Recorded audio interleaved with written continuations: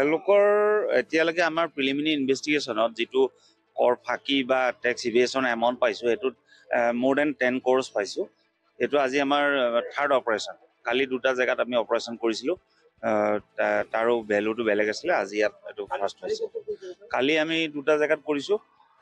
এখন ফাৰ্ম আছিলে DTS enterprise বুলি, সবুজ কান্তি পল আছিলে তেওঁৰ প্ৰপাইটাৰজন। তাৰপৰা আৰু এখন আছিলে মনোজ কুমাৰ পল বুলি, দুখন ফাৰ্মত আছিলে।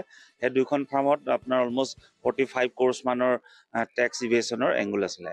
এইটো একচুৱেলি ITC স্কেম এটা চলি আছিলে, ফেক ITC বা ফেক ইনভইচিং যিটো হয়।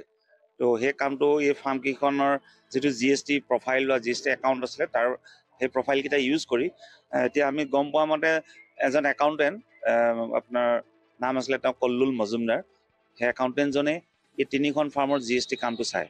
আৰু প্ৰপাইটৰ ষ্টেটমেণ্ট মতে কল্লুল মজুমদাৰে গোটেই কামটো কৰি আছিলে।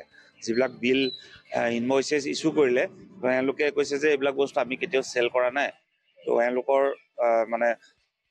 নজনাকৈ তেওঁ একাউণ্টেণ্টজনে কামটো কৰিছিলে। একাউণ্টেণ্টজনক কালি আমি তেওঁক চামন কৰিছিলোঁ আমাক আগত হাজিৰ হ'বলৈ, কিন্তু এতিয়ালৈকে তেওঁ আমাৰ আগত অহা নাই। তেওঁ বৰ্তমান পলাতক বুলিয়ে ক'ব পাৰি। হয়, আজি আমি এখন ইয়াতে কৰিছোঁ, এখন অনুজ এণ্টাৰপ্ৰাইজ বুলি কয়। তো আৰু আছে বহুত পাৰ্টি ইয়াত ইনভলভ হৈ আছে। তো আমি চাওঁ আৰু ক'ত ৰাখিব পাৰিম। তো অভিযান চলি থাকিব। আমি গুৱাহাটীৰ পৰা আহিছোঁ। আমাৰ যিটো GST intelligence and enforcement unit আছে, আমি অল আছাম এইবিলাক যিবিলাক টেক্স ইভেশ্যন ৰিলেটেড যিবিলাক হৈ থাকে সেইবিলাকৰ আমাৰ ভিজিলেঞ্চৰ কাম হয়।